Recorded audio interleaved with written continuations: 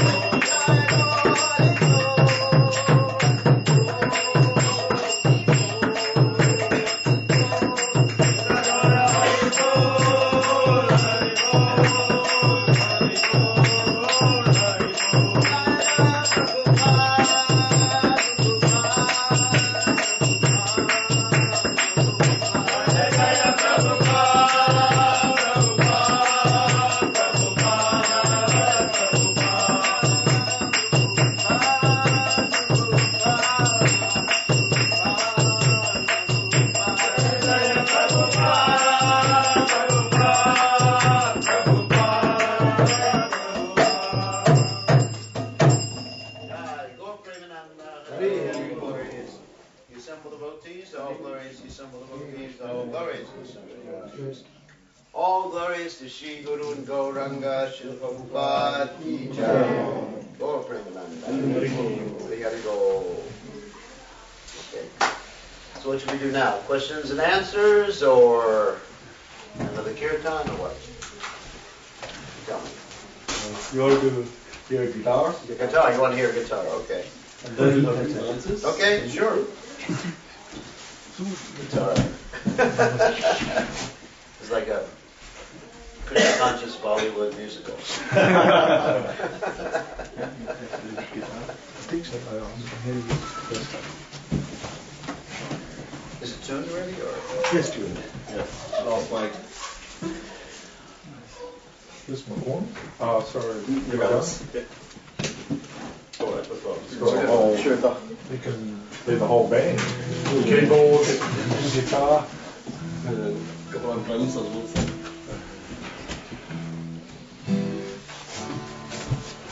Do we get a microphone or what? Yeah.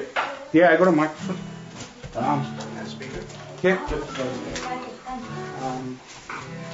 I got a speaker or you want? What's that? This is like a headset. Do you have a regular microphone with a? Yeah, we have.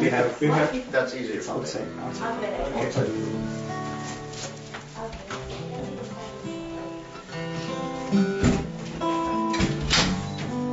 Is it good probably? Yeah, I just fixed one of the strings.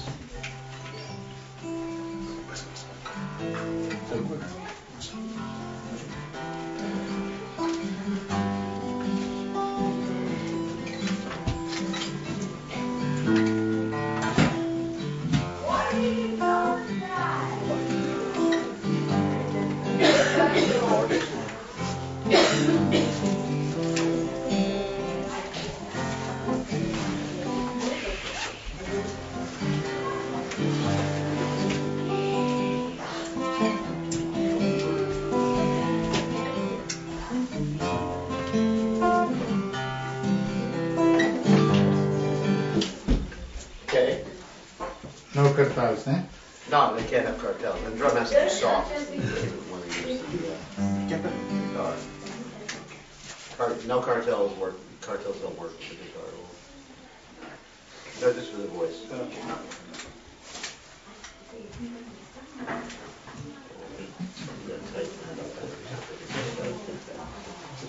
Yeah. Now you got to turn it on.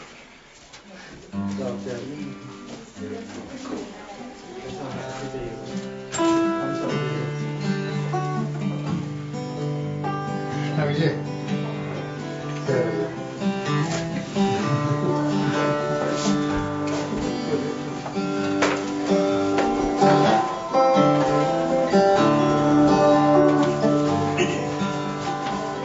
Ready? All right. Well, that's fine. Little lower. Okay.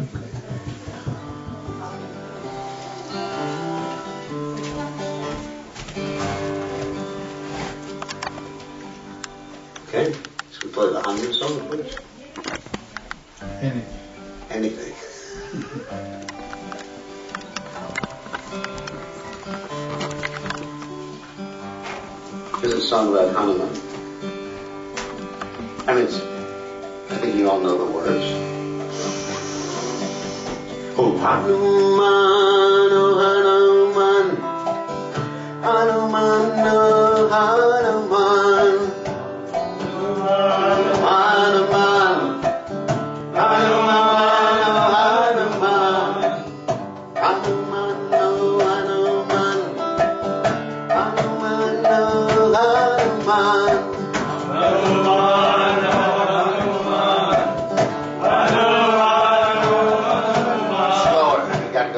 Speeding up too much. Raghupati Raghava Rajaram Patita Pavana Sitaram Raghupati Raghava Rajaram Patita Pavana Sitaram Raghupati Raghava Rajaram Patita Pavana Sitaram Raghupati Raghava Rajaram Patita Pavana Sitaram Shri Ram Jai Ram Jai Jai Ram Shri Ram Jai Ram Jai Jai Ram Shri Ram Jai Ram Jai Jai Ram Shri Ram Jai Ram Jai Jai Ram Shri Ram Jai Ram Jai Jai Ram Shri Ram Jai Ram Jai Jai Ram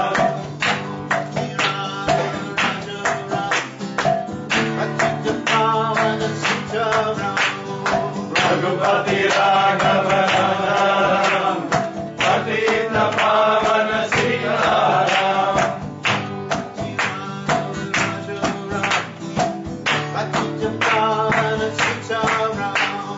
Raghupati Raghava Rajaram Patita Pavana Sitaram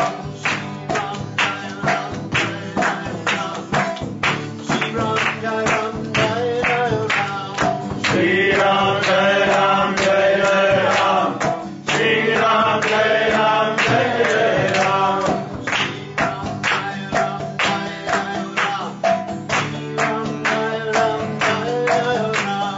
Shri Ram Jai Ram Jai Jai Ram Shri Ram Jai Ram Jai Jai Ram Sita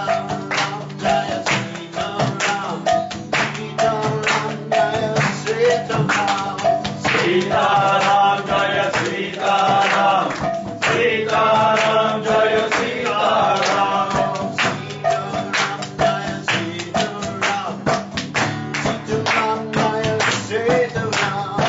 Sita Ram Jaya Sita Ram Sita Ram Jaya Sita Ram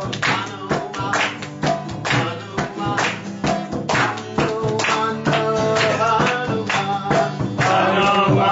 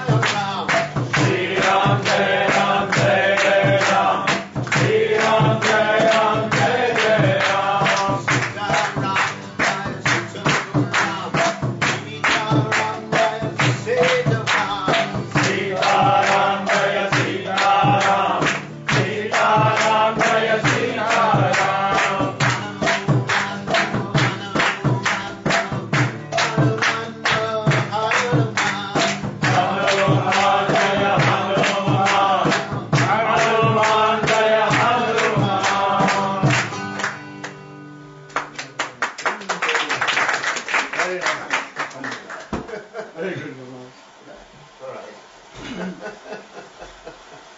It's a fun song, isn't it? Yeah. Very good Tamil, no? Very good. Good result.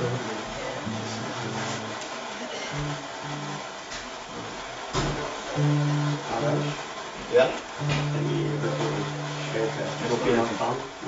Gopinath. Yeah. Gopinath Nandana Shuno? Yes, that's yours is very nice. Yeah. I don't play that on the guitar. Play that on the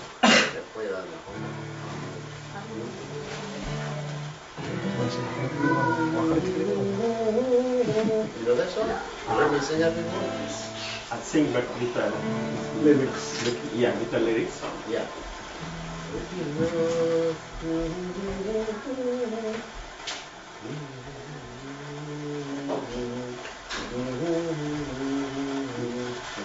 Can't play that on the harmonium, not on the guitar. I mean, I could, I just don't remember the chords to that song. Let's do Hare Krishna.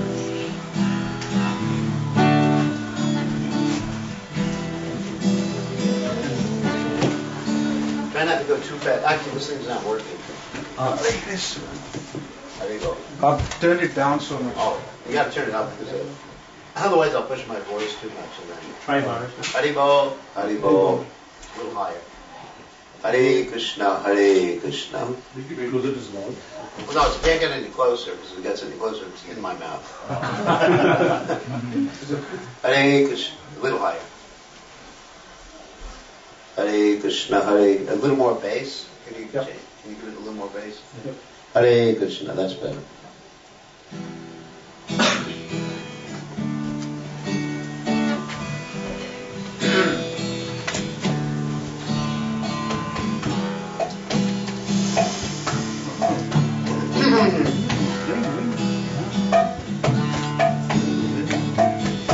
Krishna Hare Krishna,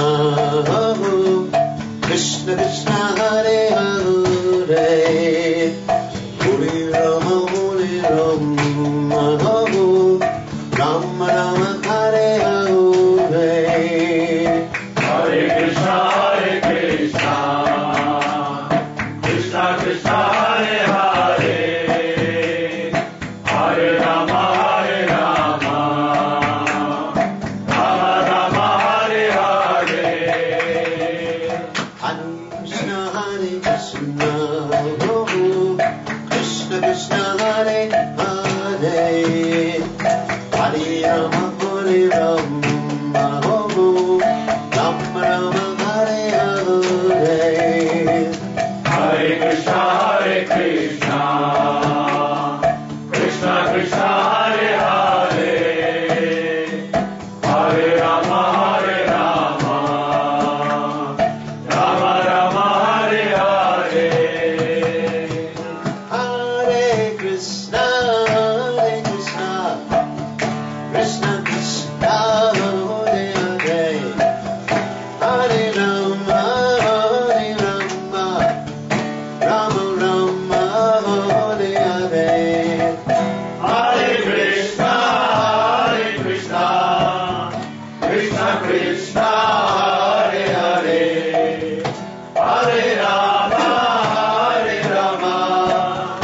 Rama Hare Hare.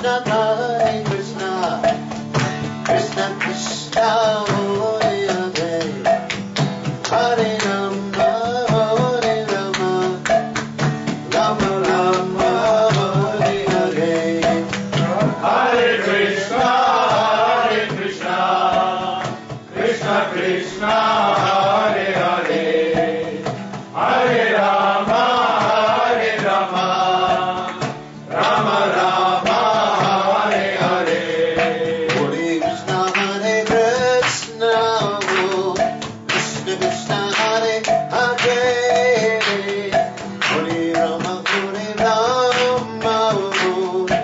Rama Rama Hare Hare. Hare Krishna, Krishna Krishna Hare Hare,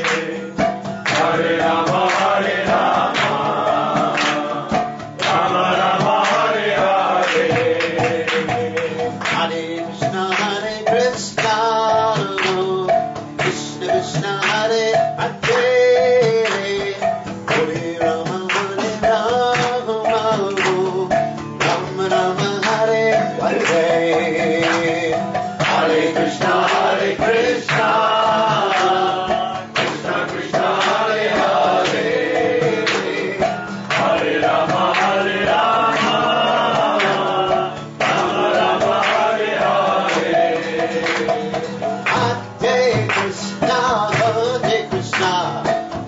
Krishna Krishna, Hare Hare, Hare Rama, Hare Rama, Rama Rama, Hare Hare, Hare Krishna,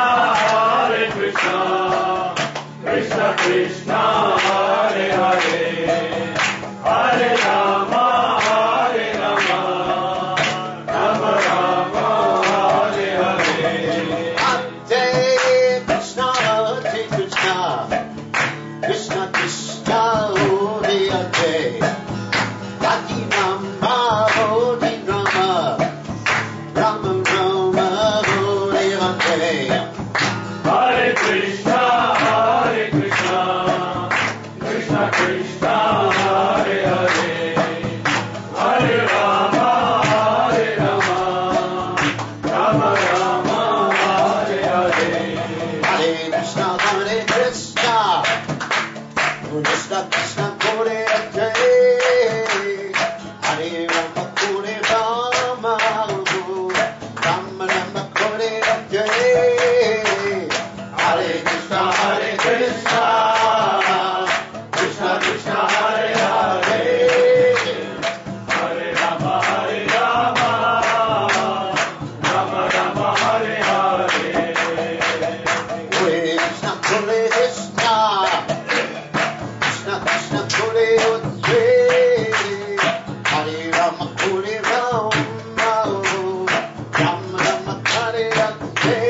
Hare, Hare Krishna, Krishna Krishna Krishna, Hare Hare, Hare Rama, Rama Rama, Hare Hare, Hare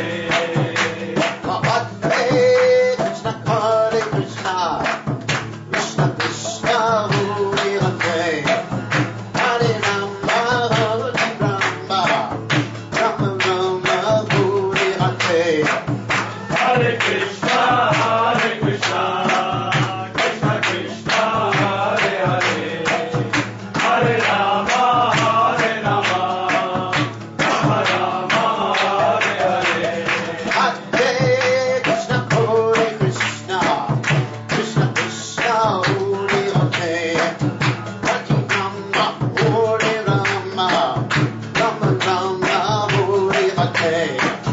Hare Krishna, Krishna Krishna, Hare Hare, Hare Rama, Rama Rama, Hare Hare, Hare Krishna, Krishna Krishna, Hare Hare, Hare Rama, Rama Rama, Hare Hare,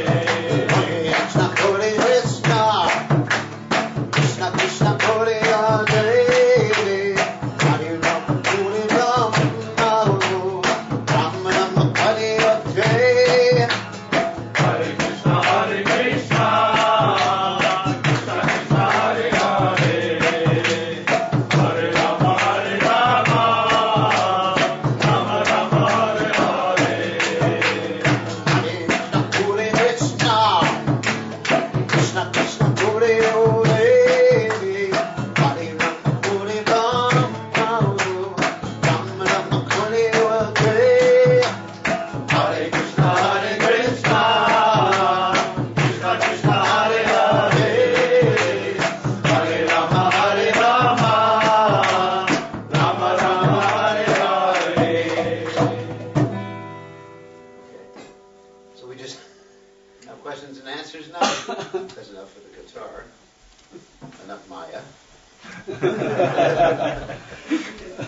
Maharaj, could you talk to us about any shloka, anything that comes to Okay, which Gita slogan do you shloka? like? You just tell me which slogan you got to pick for it. You give me a slogan, I'll talk about it. Give me Gita, Bhagavatam, whatever. Just tell me something. Ritual instructions. Achahara, okay. Okay, Achahara Prayasascha Pajal Nimangrahad and the Sanghas for Loyal Jasa Bhakti Manashati. One's spiritual life is spoiled by eating too much, collecting too much, Pajalpa, over endeavor, talking unnecessary thing, following the rules and regulations ritualistically or not following the rules and regulations, associating with non-devotees. And this way, one's devotional service is spoiled. Okay, that's actually interesting because it's actually it's a negative verse. And after that, you have a positive verse. Let's say, and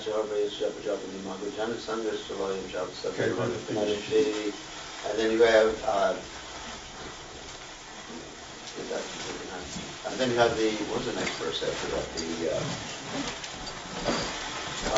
Utsahan Niskya Darya Tata Karma Pravartanat Sangos Chagat Sato Vrite Sadvibhakti Prasidyati.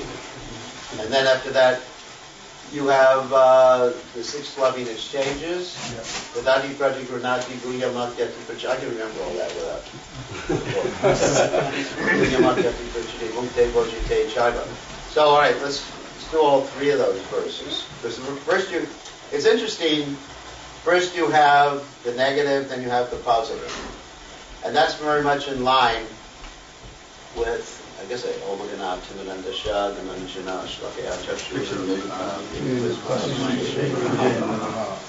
that's very much in line with the Ashtanga Yoga principles.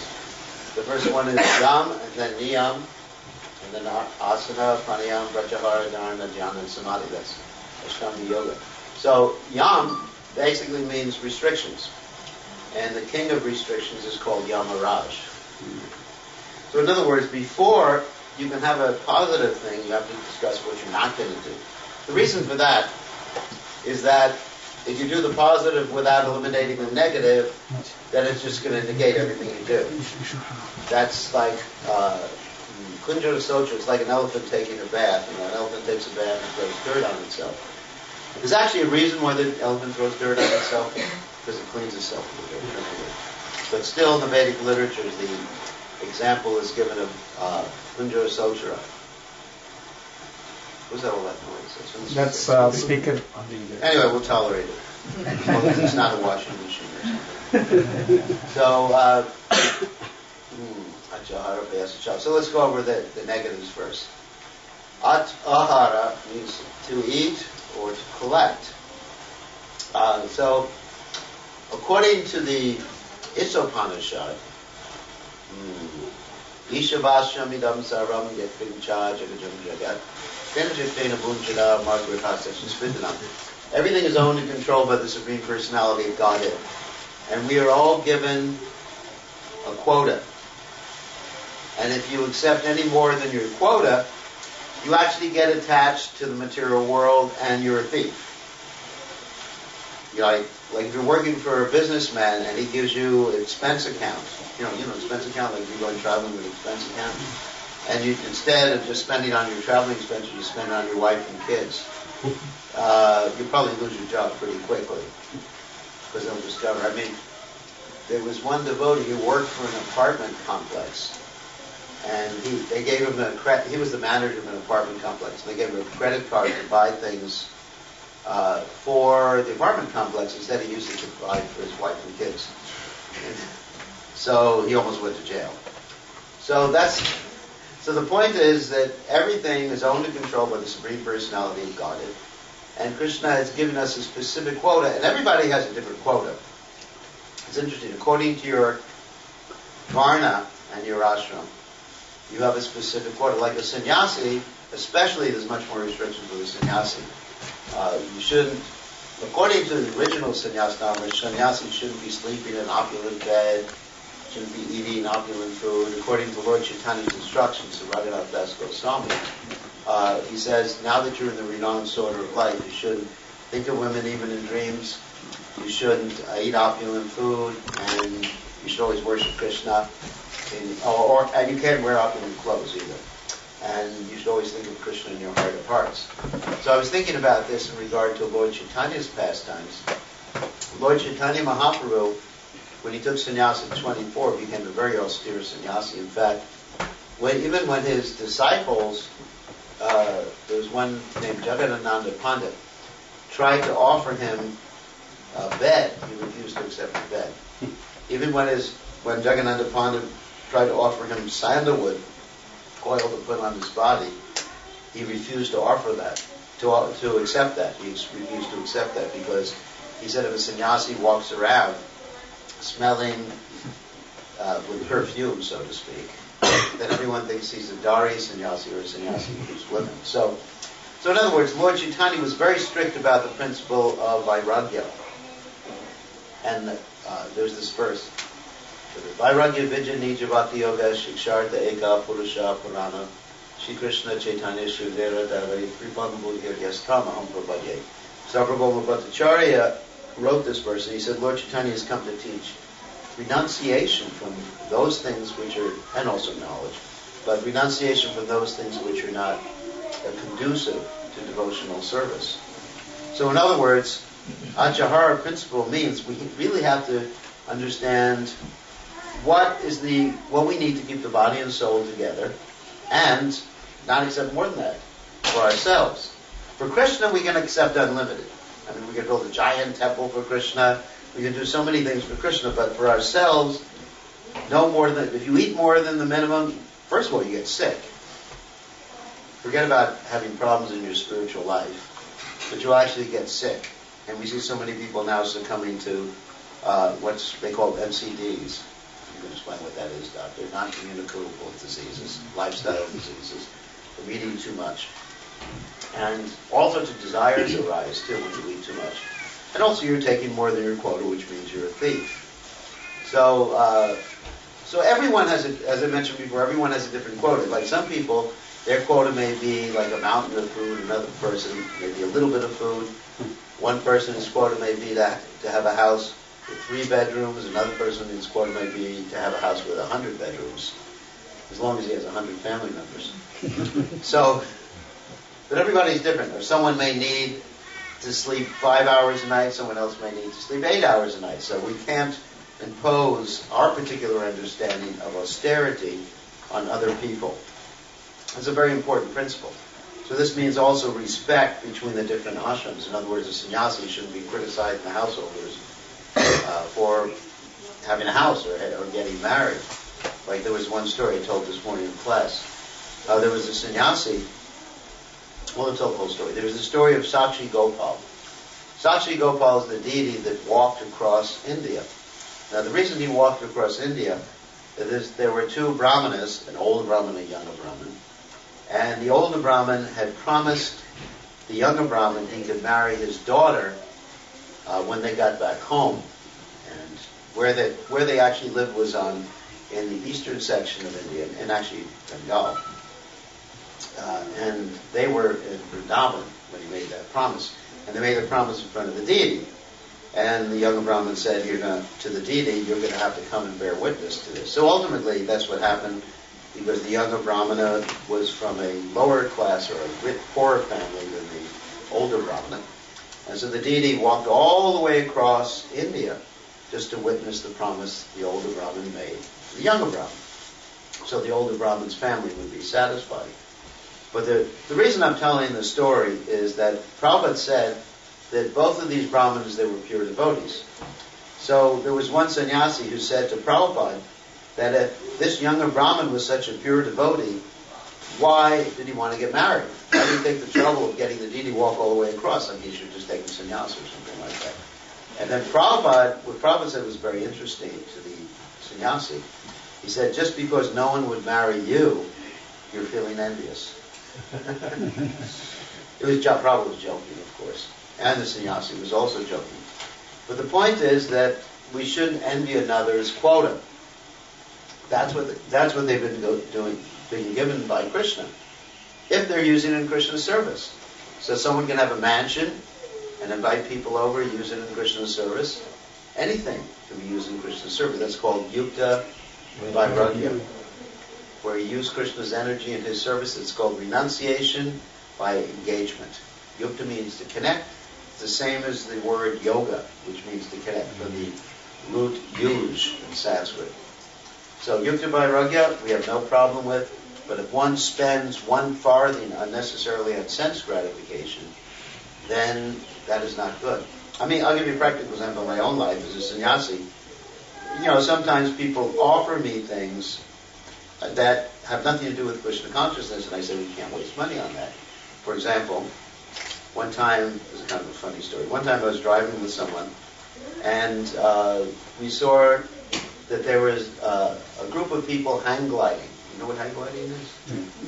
And this devotee said to me, I said, oh, that looks interesting. The devotee says, oh, I can sponsor you if you want to do hang gliding. And basically, I said several things. First of all, how would I explain it to the devotees if I got hurt? I can say that I was preaching, had an ecstatic preaching program, jumping in ecstasy, and I, broke my leg, And secondly, how can we justify this being Krishna conscious? Well, maybe I could take a banner up with me while I was flying through the air. Hare Krishna chant, Hare Krishna, be happy. Trying to think of how I could do it. But then, ultimately, I thought it's a waste of money. Why should I spend it? Even if it was his money, not mine, obviously. Then why should I just waste Krishna money? Better we spend it for something like distributing books or distributing prasadam or something like that. So Prabhupada was very careful about wasting Krishna's energy. When Prabhupada saw that someone had left a light on in a room or a fan on in a room, Prabhupada would get very disturbed if the person wasn't in the room. So this is a very important principle about Ajahara, that everything is Krishna's. Don't waste anything. It's all meant to be used in his service. And you can enjoy a certain amount of sense gratification. There's nothing wrong with sense gratification. But it has to be dovetailed sense gratification. Like prasadam. But not too much. Prabhupada said many stalwarts have fallen down in the name of Mahaprasadam. In other words, they eat too many sweets. I mean, that's basically what it means. Like if you go to a devotee and you bring him just sour Mahaprasadam or salty Mahaprasadam, he'll say, no, I wanted Mahaprasadam. He doesn't understand that the salt or sour is Mahaprasadam as well as the sweets are. So, so we need a certain amount of sense gratification. Prabhupada said that. Prabhupada said that just to keep ourselves happy, just like one needs a certain amount of salt in the sabji, just so it'll be tasty. But if you put too much salt in, then you get high blood pressure, and then you get a stroke. You know that strokes come from too much salt in your food. That's why in Fiji, where I do a lot of preaching, there's a lot of strokes. Because people take so much salt in their food that you wonder if it's a salt sabji rather than a vegetable sabji. They think sabji refers to salt rather than vegetables. So sense gratification is like that. We need a certain amount just to be encouraged. Bhaktivinoda Thakur in his Chaitanya Shikshamrita states that we all have material needs as well as spiritual needs. And in order to be steady in our Krishna consciousness, our material needs have to be fulfilled. Our material needs, if any of you study psychology, there's one person named Maslow who talked about a hierarchy of needs. So we need air, we need light, we need food, but in addition we need recreation, we need fun, we need friendship, we have a need for autonomy to make our own decisions in life, we have a need for fun, I said fun already, we have a need for spiritual upliftment, we have a need for a purpose in life. So all these are important, they're all part of the quota that we've been given by Krishna. It's not that we should just be artificially renounced. That's the opposite extreme. So we may need some exercise every day. Like Prabhupada, you know how much time Prabhupada spent on his physical needs every day? Hours. Prabhupada would take massage for over 2 hours a day. Over 2 hours a day. Noontime and also in the evening while he was taking rest. Sometimes 3 hours a day massage. And Prabhupada would take a morning walk. which was part an aerobic morning walk, which meant he was exercising and breathing heavily because a doctor advised him to do that. There was a doctor in New York who advised him to do that. So Prabhupada spent a lot of time on his bodily needs because the body belongs to Krishna too. So this principle of atyahara, or avoiding overeating or whatever, should not be like over-exaggerated when we're trying to follow it and just reduce so much that we become crazy and sick. So there's a balance in everything. As Krishna says in the Gita, Nitrahara Viharasha, one should be moderate in his eating, in his sleeping, his recreation, and his whole life he should be moderate. So that's Ajahara. Okay. That took care of one. Then Prayasascha. Then over-endeavoring for mundane things, which is quite an interesting thing. That sometimes, I'll give you an example of over-endeavoring. Let's say you see a house that you want, and you have to take a mortgage out for the house, and the mortgage payments are probably just about equal to your salary. People do that. And they think, in the future my salary will increase. And then what happens is that in the future they may lose their job, and then they're in anxiety. And that can even happen in Krishna's service. In my own service many years ago, I made a mistake of buying a big building for a temple. And it was I'll tell you the details about it. It was a temple, it was a building in Miami Beach, Florida. It was a hotel, a 100-room hotel. All the devotees were ecstatic. They purchased a 100-room hotel. But they were very ecstatic, All the devotees had their own room, they'd go to the beach. And we even had our own changing bodies exhibit. That meant the next door hotel was old people. So we could see changing bodies, the old people getting old. And they would, on the beach, they would dance the hokey pokey. I don't know if you know what that is. That's an old person's dance. Anyways, so we learned about detachment from seeing that. I mean, there were advantages. So, but in any case, just out of my youthful enthusiasm, I think I don't know how old, 30 years old or something. I thought, Krishna will provide, everything will be all right. But the mortgage was pretty high, very high in those days. And basically, the income was less than the mortgage of the temple. So we didn't even have enough money to fix the elevators. It was like an 8-story building. So the elevators broke down, and the electronics of the elevators broke down, so we had to station a devotee up in the control room of the elevator, so whenever we wanted to take the elevator up, we had to yell at him. Start it, and he'd pull the levers manually, because the motor worked, but the electronics didn't work. And so he'd go, okay, stop, we're at this floor, open the doors, So, and it became such an over-endeavor that I developed ulcers. Because I was in charge. I was in anxiety about making the payments, just keeping the building, taxes, whatever it was. And all I could eat for a while was just milk, just to soothe the ulcers down. Complete anxiety, just like I didn't know what to do.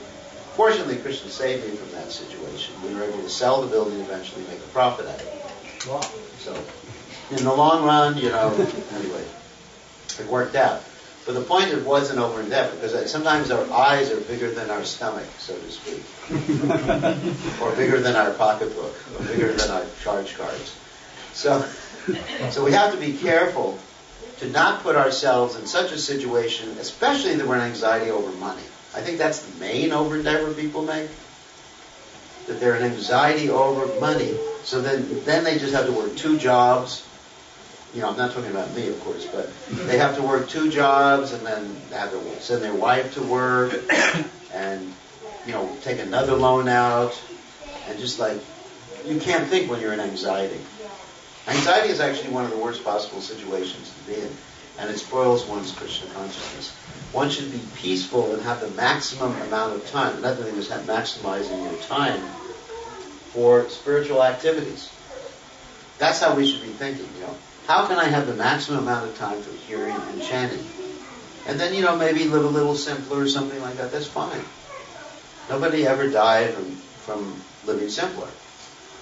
People die from living in a complex fashion. I mean, The main diseases now, you know what the main diseases in society are? Anxiety and depression. Those are the two main diseases, which actually are very much related to the primitive mind, which is fight or flight. Because we can't fight people so much anymore without getting arrested, then that causes anxiety, and because we can't run away from the situation, we get depressed. So you have these things. When you overget, you actually have anxiety and depression. And it just destroys your spiritual life. So that's Achahara, Prayasas, Japa. And then Prajalpa, of course, means unnecessary talks, or talks about things not related with Krishna. And the reason that those talks actually are non-conducive or destructive to one's spiritual progress is that anything not related to Krishna has or is connected with modes of nature. As Krishna says in the Gita, Karnam Gunasangasha Sadasa Janma Jonishu. When you come in contact with modes of nature, you get conditioned. And so let's say we start talking about sports. I'm sure you all love to watch sporting games, right? Like rugby or football, cricket. Oh, cricket, yeah. I mean, one time I was in Fiji, in our temple in Fiji, we have a big ashram. And I was sleeping, it was about 12 o'clock midnight. And then all of a sudden, 12 o'clock midnight, I hear all the devotees chanting Hari Bol, Hari Bol. And I asked them the next morning, why are you chanting Hari Bol, Hari Bol? They said, because the World Cup was being held in the UK. And they were all watching TV. So, it was held in London or something like that, the UK. And so, what that does is it puts you in the mode of passion, and ignorance also. If you ever watched someone who is watching a football game, they actually get into the same postures and the same facial features that the people who are playing the game have. I see that all the time. Because when I go to airports, there's these sports bars in the airports, and I fly a lot, so I see, get him. And even the women are getting in those postures. They look like Surpanaka or something. It's true. I mean, so put your mind in a lower frame of consciousness. Or another thing is like, another type of Achahara is Bollywood movies. Forgive me if I'm offending anybody. So people watch these Bollywood movies and they expect their marriage to be like that. They expect their wife to be like Rani Mukherjee or their husband to be like Vivek Oberoi or something.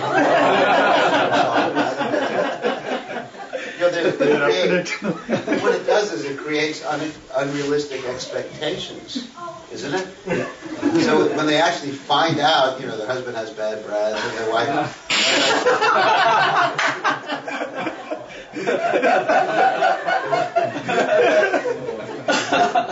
Their wife has a temper to her, They thought she was just going to stay and roll rotis the whole day long and smile at him. But it's not like that, Reality is actually different in the films. I hate to tell you that. So that's a type. That's a type of Prajalpa, yeah. Prajalpa isn't only what you say, but what you hear, what you see, or the music you listen to. Like if you listen to music in the mode of passion, you become passionate. Music in the mode of ignorance, you become ignorant. And Bollywood and Hollywood have destroyed many people's lives because of these expectations or whatever. I mean, nowadays, of course, the main thing that the media is portraying, one of the main things is they're trying to change people's culture. They have it's actually the media, they have this whole agenda of cultural change.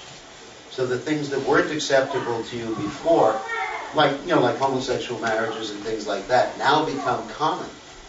I mean, here in Australia or in America, then you see this all the time, so you become desensitized to what you would consider to be abhorrent or horrible before. You think that it's nice, little Johnny has two daddies, and what's wrong with that? Nowadays someone comes up to me and says, Maharaj, I'd like you to meet my partner. And I said, how's your wife doing? No, my wife is another man. It happens all the time. And this is the media. This is when you come in contact. This is Prajalpa. It degrades your morality because you begin to accept something that is abominable is actual, something that's acceptable. It's called desensitization. If you hear something or come in contact with something enough times, you begin to accept it. Just like allergies. Let's say someone has an allergy to marigolds, for example. So the way to cure that is you desensitize him. You give him a little bit of the marigold, a little bit more, a little bit more, a little bit more, and finally he's able to wear marigold garland.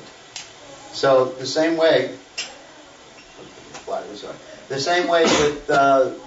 with these illicit activities. I mean, like all these drugs are becoming more acceptable.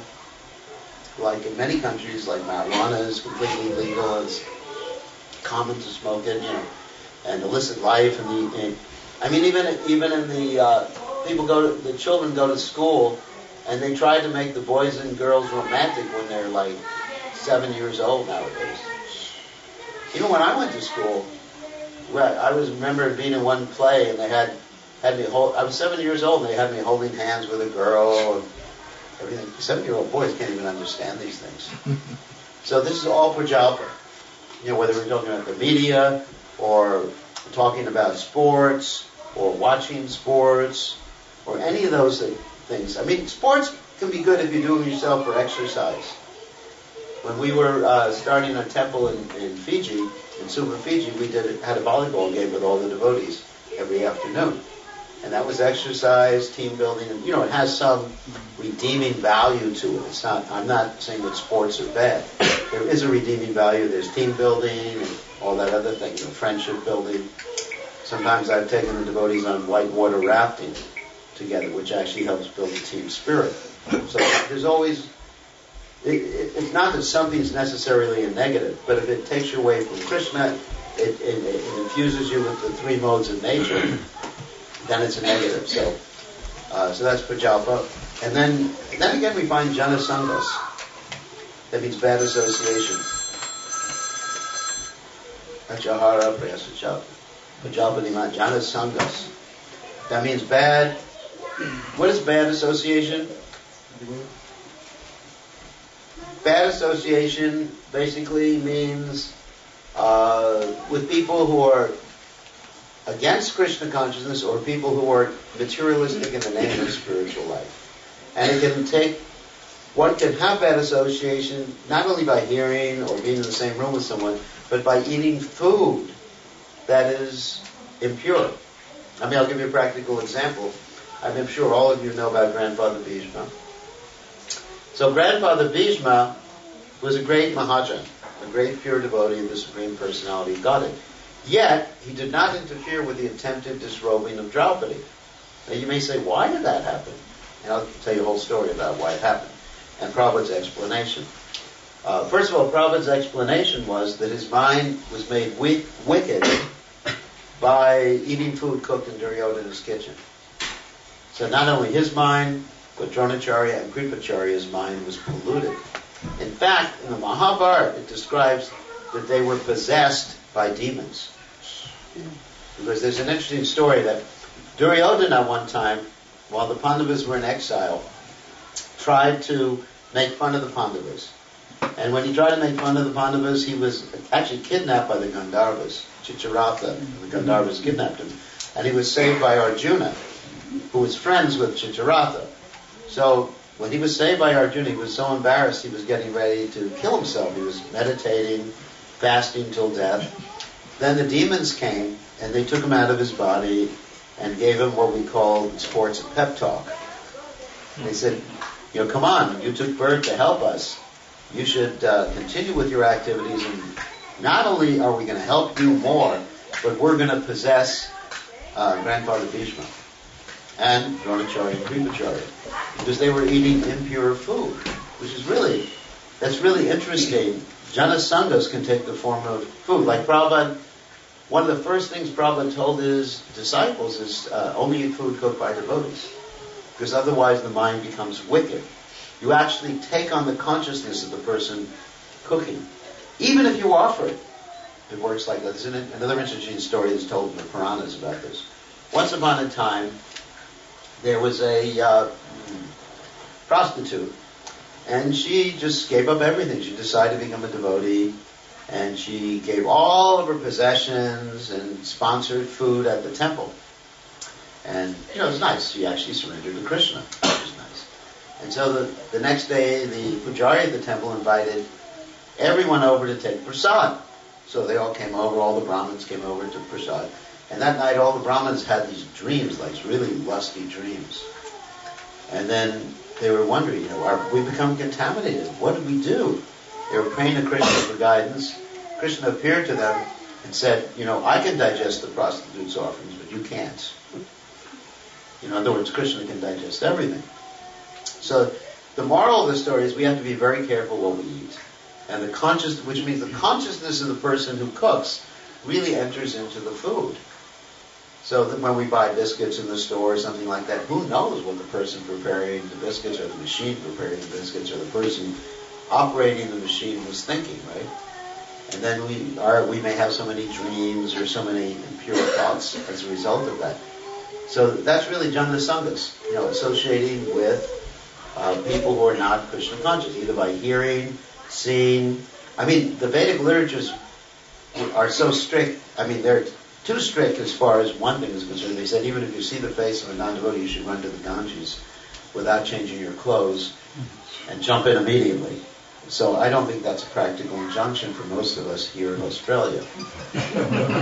We would have to carry around a spray bottle of Ganga gel all the time. And like every time we open our eyes, and that's crazy. We couldn't do that. But certain things we can avoid, like the food, the music, all these things is jnana sangha. So that's a very important principle. And then greed. Being greedy for things that really are not your quota. It's just not your quota. Just like if you walk down the street and you see a fancy car or something like that, don't be greedy for it. That's the person's quota. Because if you're greedy, then you're going to over-endeavor. Over-endeavor for it. Achahara vayas javajalpani nagraha. Jana sangashtalo chasadir bhaktir vanashyati. So that's the verse. How's that sound? Very Yeah. Cracking jokes or talking about the humorous things is also prajapita. Not necessarily.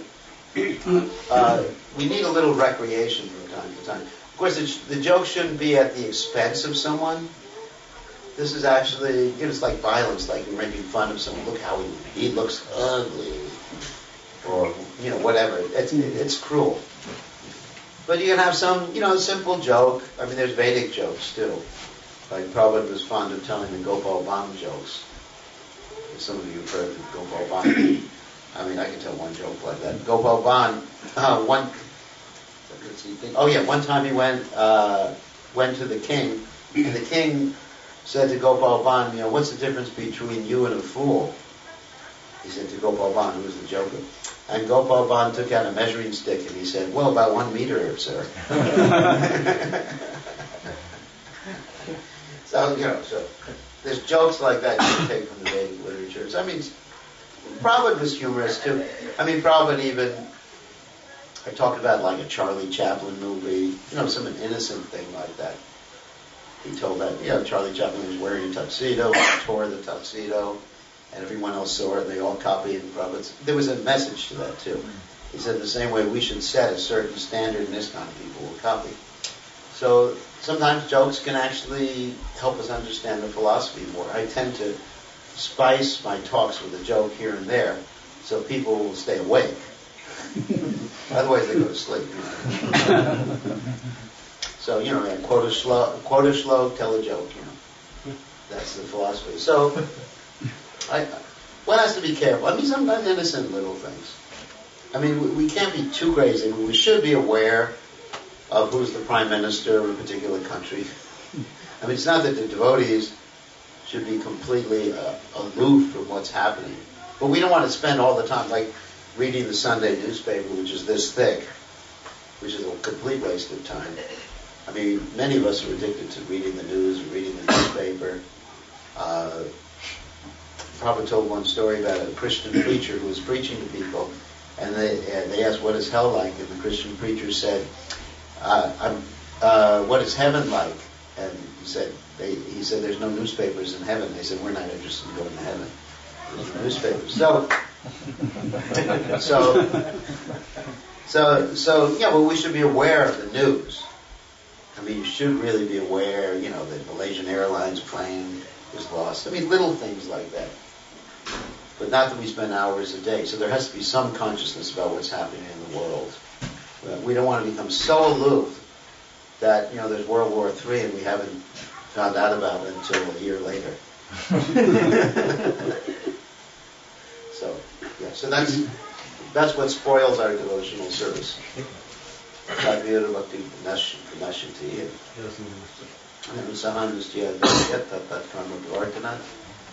Sangos chagat satovite, sabir bhakti prasiddhiti. There's the other verse, the comparison verse, which says, by enthusiasm, patience, determination, following the rules and regulations, doesn't come from Bhakti. Giving up the association of non-devotees. So you have that in two verses, even in the positive verse, giving up the association of those who are not Krishna conscious, and following the footsteps of great devotees. Any other questions? Yeah. When you mentioned people over endeavour take more than their quota, does that mean they get negative reaction, or there's less later on for them? That may be the reaction. But Krishna's not pleased. I mean, basically, if you over endeavor or take more than your quota, then you have less time for serving Krishna. You get involved in it.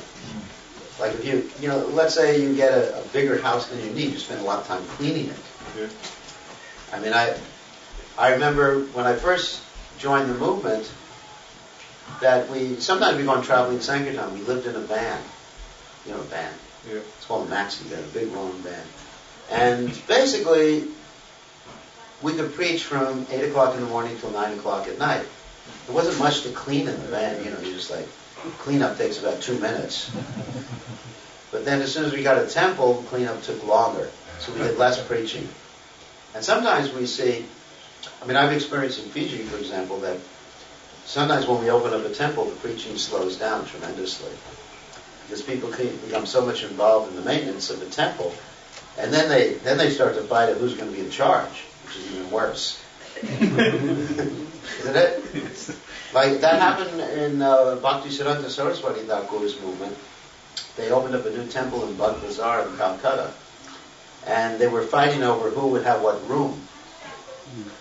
Actually, the sannyasis were fighting over, I want a room with a view, a nice window and everything like that. And Bhakti Siddhanta Saraswati Thakur got so upset. At that point, there was the famous quote, "If I could sell the marble from the temples to print and distribute books, I would do it."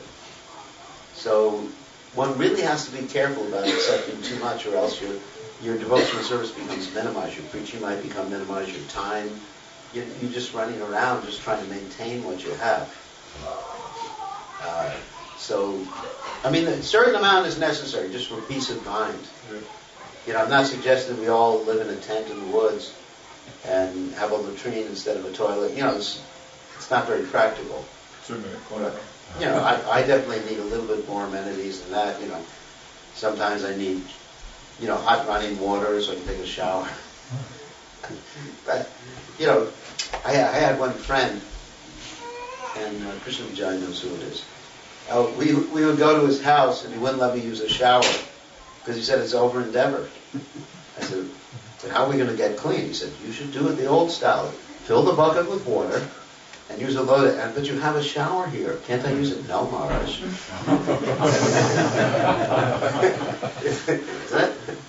That's Maya to use a shower. I said, "All right, Hare Krishna." And I followed the rules of the house. So that's a little wild.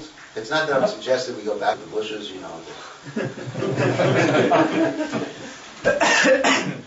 do have some modern conveniences that we do need. I do use. I use it. I have a phone, an iPod, and everything like that, a computer. These things are necessary for my service. But if I get too much into it, then it just becomes a headache. So my service to Krishna is minimized.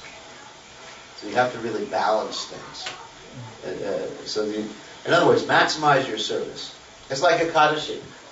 The whole purpose of Ekadashi is to maximize your hearing and chanting, not to eat less. That's a secondary thing. You know, I've seen people eat less or eat nothing, and they're so weak they can't hear and chant. So what's the use of such Ekadashi? You know, they fast, they wake all night feeling like zombies. You know, their mind. I mean, if I actually try to fast the whole day completely on Ekadashi, of course I do fast from grains and beans, but if I try to fast completely the whole day on Ekadashi, I can't read because I can't focus my eyes. It's just the energy, because of my bodily constitution, I need more nutrition than that. I mean, some people are different. Like if you're a Kappa, that's an Ayurvedic constitution, you can go 3 weeks.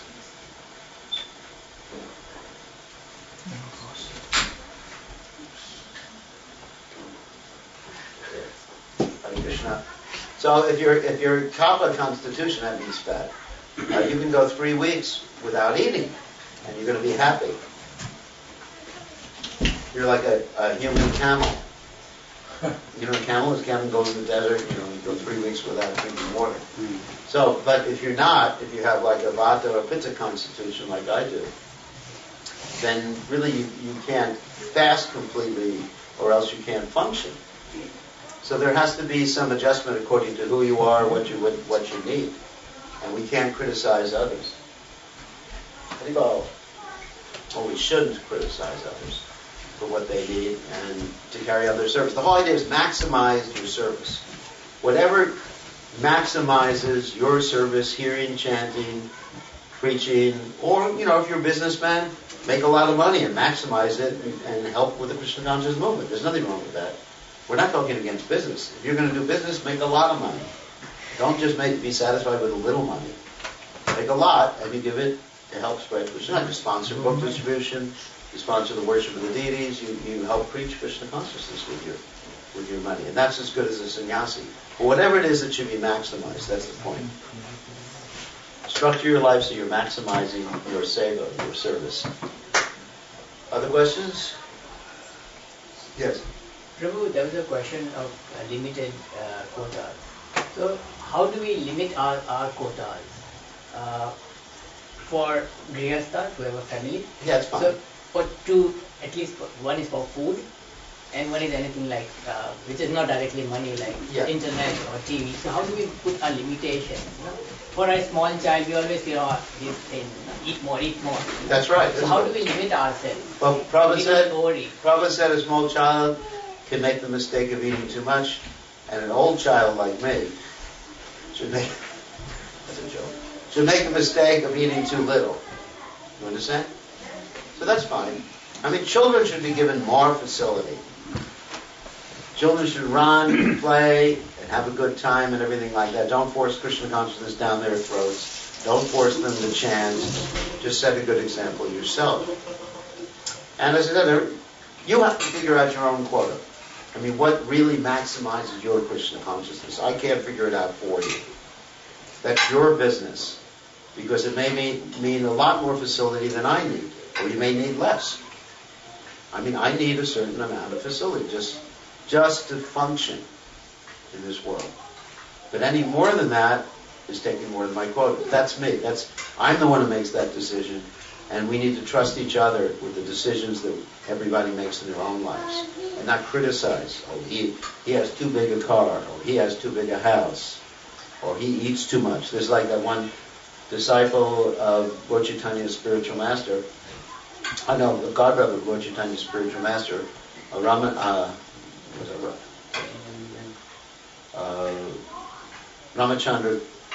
what is something, anyway, that he would go around criticizing everybody for eating too much. Ramachandra Puri would go around criticizing everybody for eating too much. In fact, he would make people eat too much by feeding them too much. He would insist, eat more, eat more, eat more, and then he said, boy, you're a sense gratifier. So, I mean, we don't want to be like that. Don't criticize others, criticize yourself. Try to understand what you need, but increase your hearing and chanting. That's the point. You know, if you're not able to chant 16 rounds a day, then you may need some adjustment. Unless you're a mother. Mothers have a special dispensation, especially if they have 5 kids running around pulling their hair. So, I can understand when someone's taking care of a whole bunch of babies, they're not able to chant 16 rounds a day. That's completely understandable. So, but as far as the men are concerned, just try to do it so you can chant, what your quote is. If you haven't taken initiation, then set a quota, like 2, 3, 4, whatever rounds you can chant on a daily basis, which is good. But maximize it. You're hearing the chanting. Don't minimize it. And try to avoid things that have nothing to do with Krishna consciousness. I guess you can go to a cricket game once a week or something. I'll tell you a funny story about cricket. That I was going around, I spent a lot of time, actually I have a house in Govardhan, in UP, in India. So anyway, I circumvented the Lake Govardhan Hill. So one time, all these kids were bothering me. They're just coming around, just harassing me for pencils or something. And I was with another devotee. I said, you just explain to them that I'm going around Govardhan Hill because I'm an Australian cricket player. And I pray to Giri Raj before I go around, which is not true. But and then they started to offer obeisances to me after that. As soon as I heard the word cricket, it was just like, Dandabats. Somehow or other, that's a national religion or something. Supersedes demigod worship. Isn't it? Yeah, Bollywood and cricket, they're the main activities. But if you find a Bollywood movie that has some redeeming social value, then sorry. I saw that one movie, Slumdog Millionaire. Some of you saw. It's good. It causes you to think. It wants you to help people. There are movies we're not saying no movies at all, but there are movies that actually lead you to higher modes of thought. They can help you understand things more. What can I say? We can't be fanatical with these things. And if you want to play some sports, gives you some exercise, fine. Cricket, whatever is your game. Golf is for lazy people though. Takes too long to exercise. Yeah, you just take a cart and you go around, you hit a ball, and you keep hitting it. Like Prabhupada was asked one time about golf. Yeah, Prabhupada was driving by a golf course. This is in the early days before they had golf in India. And Prabhupada asked the devotee, what is that? And the devotee said, golf. And Prabhupada said, what is that? And the devotee said, they just keep hitting the ball until it goes into the hole in the ground. And Prabhupada was just shocked. He said, they're just trying to forget Krishna. So, if you need some exercise, sure, do some sporting activities. I have no problem with that. Krishna has no problem with that because we need to be moderate in it. But not all day. Exercise. I exercise every day when I can. Here I have a nice bicycle. I ride the bicycle for a half hour, 45 minutes.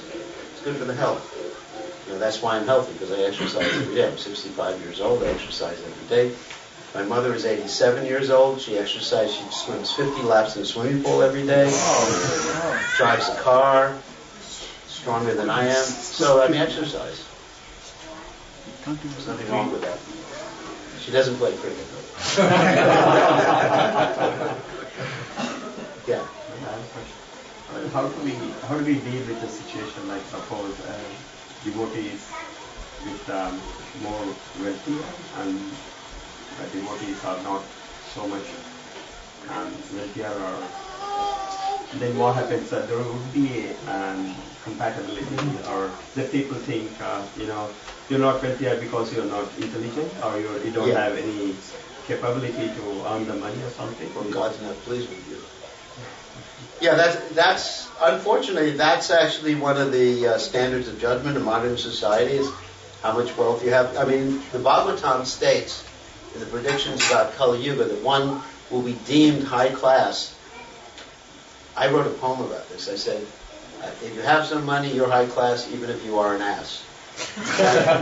I have a whole poem I wrote about this. It's called Kali Yuga Rap, and it's on the internet. Got some money, you're high class, even if you are an ass. So that's part of. It's a real long poem. You've heard that, haven't you? Kali Yuga Rap. Kali Yuga's coming on fast, got 5,000 years past, people living underground, selling human flesh by the pound. Kali's got 4 places to go. He's everywhere now, you know, illicit sex, intoxication is everywhere in our nation. Gambling and eating meat you'll encounter on every street. You've heard this before. It's a whole song, a poem I wrote about Kali Yuga, based on the Srimad Bhagavatam. It's on my. It's probably on the website. It may be on discountdesiredday.com. I'm not sure. If it's not, send me an email or something to put it on. So that's one of the symptoms of Kali Yuga. You judge people by their wealth, you know, even if they're an ass. I mean, there's many wonderful wealthy people, but there's many wonderful poor people, and there's many bad poor people. But we judge someone based upon their devotion to Krishna. You know, a wealthy person can be a pure devotee, like Pundarik Vijayanidhi. Lord Chaitanya Mahaprabhu considered him to be like his father. He was the spiritual master of Gadadhar Pandit Goswami. What happened is that Pundarik Vijayanidhi, he was so wealthy, he was sitting on a silk bedstead, chewing pan. He had his head with hair with oil, you know, slicked back like that. That Gadadhar thought he was just a materialist. But when Mukunda, who was another associate of Lord Chaitanya, began to sing some verses from the Bhagavatam, then this Pundarik Vijayanidhi started to exhibit symptoms of ecstasy, kicked his bedstead apart, went into trance for several hours. So you can't really judge someone by their external trappings, you know, how wealthy or poor. And then you have someone like Sudama Brahman, who was extremely poor, until he got Krishna's mercy, and then he got a swimming pool and everything like that in his house. But that was, you know, the story of Sudama Brahman. So, I mean, you can't really judge from the external things the devotion of someone.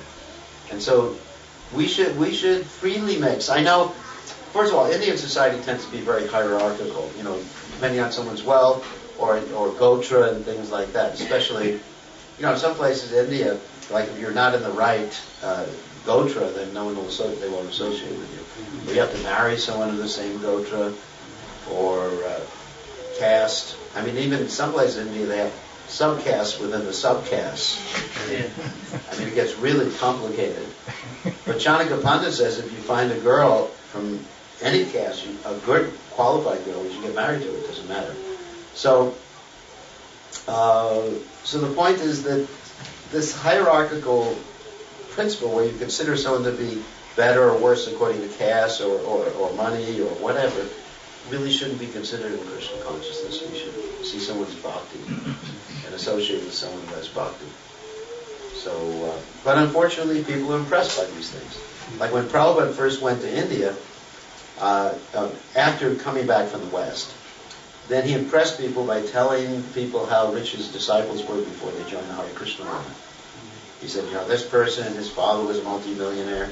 I mean, sometimes when I'm in India, I do the same thing because I know what impresses people. I say, you know, before I joined the movement, my family, we had our own airplane, we had our boats and everything. And everyone goes, wow, I want to chant Hare Krishna.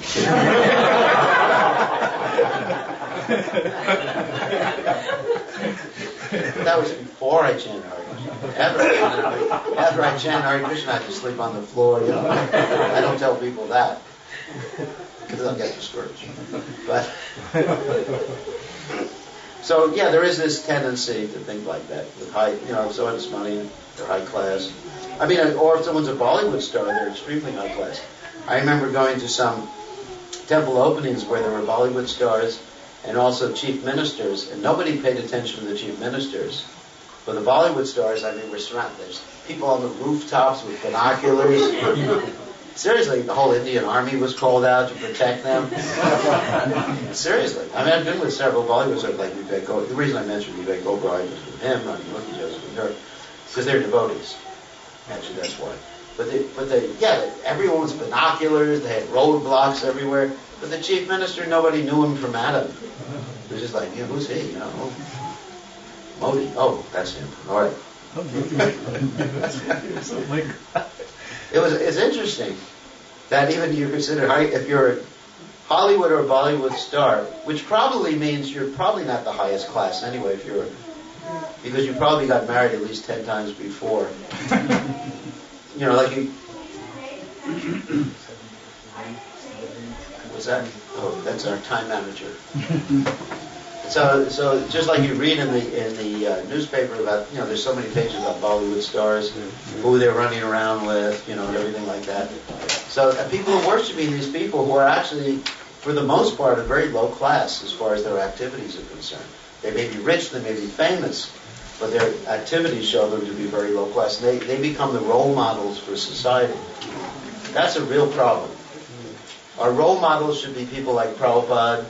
Prabhupada is a real hero, a real superhero. Like nowadays they have superheroes, like Batman and whatever, Spider-Man, and whatever man they have, or something woman, or like that. So, but the real superhero is Prabhupada. Because Prabhupada, without any of these superhero powers, came to America, and he changed people's consciousness and turned, lower class people into devotees of Krishna, and established so many temples, got so many people. I mean, that's it. You're talking about a hero in India. Prabhupada is your superhero. But people should look up to him as their role model. Okay, so what is that program? No, how far from here to the land? New Temple Land is about 15-20 kilometers from here. Shouldn't take much time. Half an hour? Half an hour, 40 minutes. And from there to Chaudhry's place, how far is that? From there it's near Glenwood. Yeah. About 5 minutes away from here? No, from here it's far away. No, from the new temple there side. 10 minutes. 10 minutes. 10 minutes, so that's not so bad. Yeah, so we'll take prasad. So we take some prasad now? Can I ask a quick question? Yeah, quick question, yeah. Hopefully it shouldn't be too long. We often hear outside our ISKCON family about how spirituality and to some extent probably Krishna, but we base it a lot on the miseries of life. So there's a fear element in all of us. Yes. And how do we handle those times? Krishna consciousness should not be based upon fear. I mean, the problem with basing things on fear is when the fear goes away, then you give it up. And it's not the way to raise a child either. Like, if you don't do this, I'm going to spank you. Because what it does, I mean, basing things on fear, it interferes with someone's sense of autonomy, and they actually want to do the opposite. Like, a person convinced against his will is of the same opinion still. If you've heard that before. So, it's not done from the heart. When you do something out of fear, it's not from the heart. It's just because you're forced to do it. Anything you're forced to do, you have to do, you're really not going to connect with that much. It's like being in a slave camp. Like in Fiji, they had these, they brought people from India called Girmits, right? And this was indentured servants they brought. They had to work for how many years? I think the contract was for 5 years. 5 years. In fact, slaves for 5 years, called indentured servants is the technical word for it. And did they love their masters?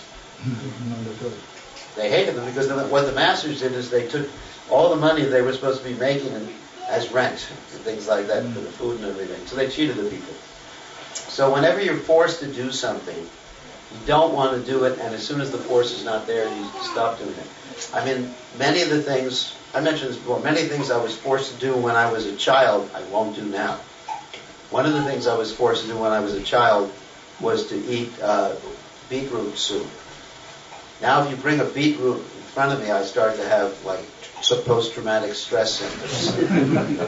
Because my mother, not that bad, I'm just making a joke, but I won't touch it. Because my mother used to force me, she said, it's good for you. Drink it, it's good for you. And one time, my mother got so angry that I wouldn't take it, she poured a whole bowl of it over my head. Imagine the memories. I mean, I'm sure all of you have memories like that when you were young. I mean, it's not an uncommon thing for mothers to get angry with children. And so, because of that, I won't do it now. So generally, people don't want to do the things they're forced to do, especially out of fear, or even out of reward. You know, if I say chant your rounds nicely, and I'll give you $10 for each round you chant. I mean, you'd all be chanting 64 rounds a day. But it wouldn't make you love Krishna, it would make you love money. That would be the result. So either reward or punishment, when it's disconnected from the actual thing you're trying to get something, it doesn't really work in the long run. Because as soon as you take that reward away, you'll stop chanting. So it has to. We have to do Krishna consciousness because we want to connect with Krishna. We want to please Krishna. We want to love Krishna. We feel obedience or love for Prabhupada or for our spiritual master. It has to be based on positive emotions.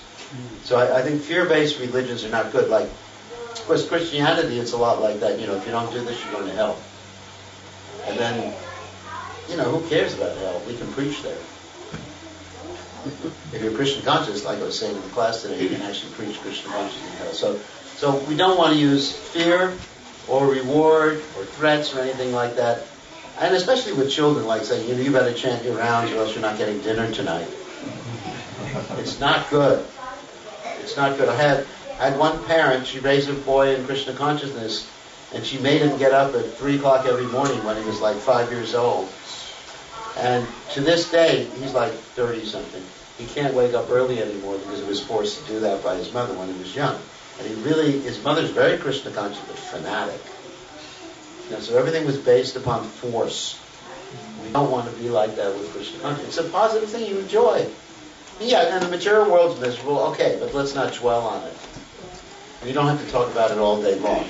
You can talk about how nice Krishna is, and then the material world's not so important at that point. So why don't we take some prasadam because we have the time. Okay, all glories to Srila Prabhupada. Bir Krishna Maharaj ki Srila Prabhupada ki jai. Go for Nanda. Okay. You got all that film?